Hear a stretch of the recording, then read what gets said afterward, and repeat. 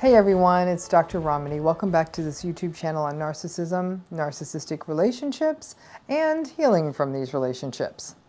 So let's talk a little bit about humor, even though this feels like a not very funny topic, but it can be.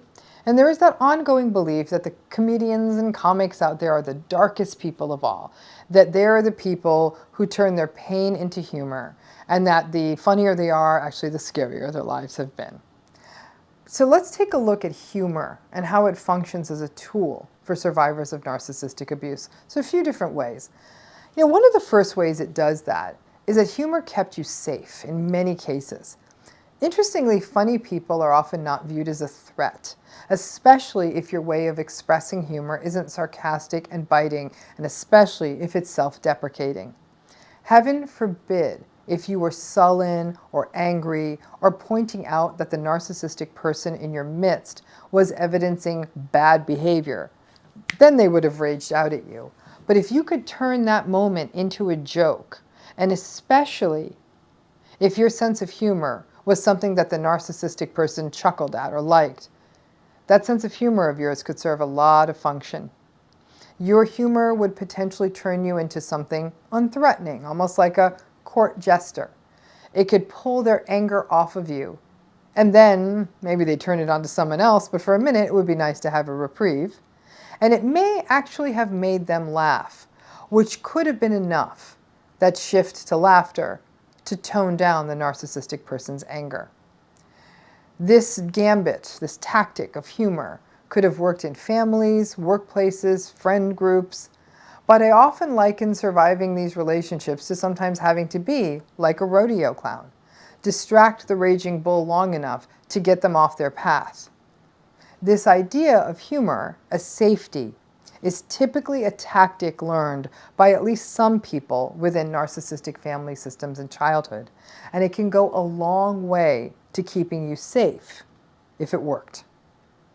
A second way humor can serve a function is it lets you put yourself down before they could insult you. If you could launch a mean-spirited barb at yourself before they can, somehow it can feel a little bit easier. I don't know why that is, but it does. And so much humor that people engage in is often dark and self-deprecating. Funny folks often make fun of their own appearance. They make fun of their habits, their weaknesses. And to do this, when you do this ahead of the narcissist doing it, it kind of takes some of the zing out of the narcissistic person's bite. It can help a survivor of narcissistic abuse feel as though they're in a little bit more control. But there can be downstream damage to this. Because if you say something bad to yourself enough, it starts to become your truth. And the jokes you made at your expense, yes, may have kept you safe and kept some of the narcissistic person's wrath off of you, but this tactic does also take a toll because it sets you in this sort of permanent pattern of really talking to yourself in a bad way. A third way humor functions is that it allows you to deliver narcissistic supply. If you're funny enough and the narcissistic person likes it, then it could be a way of delivering narcissistic supply. In fact, the humor and comedy may have played against their mean-spiritedness, and you, in your relationship with them, may have sort of turned it into a shtick and a routine. And so they would being able to do this not only allowed you to give the narcissistic person supply, so they would feel better and hopefully be easier to deal with, but also served function number one, which was to keep you safe. The challenge with this over time is that you may feel like you were your own worst enemy and either enabling the narcissistic person or you were complicit in your own self-devaluation. Sadly, when there is a narcissistic person in our midst, we all get transformed into supply deliverers or have to face the consequences if we don't. Humor can in some cases be a way of delivering that narcissistic supply. Perhaps a way to make the narcissistic person laugh, lighten their mood, and then diffuse some of their anger. A fourth way that humor works is that it lets you share your pain in a way that would not be as vulnerable. As your humor and comedic skills got honed through your pain of having to endure the invalidation of a narcissistic relationship or family, those skills will generalize. And here we have a bit of the comedian paradox. Being funny becomes a way to share the pain in a way that isn't as vulnerable. You continue to make barbs and self-deprecating comments, offload some of your pain, do it in a way that other people don't have to receive it as pain, and then you don't need to be as emotionally vulnerable.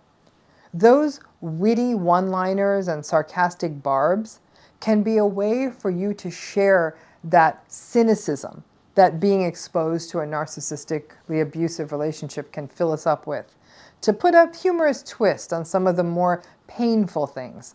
For example, something like, I need to find a dating site that encourages people to swipe right on socially unskilled codependents.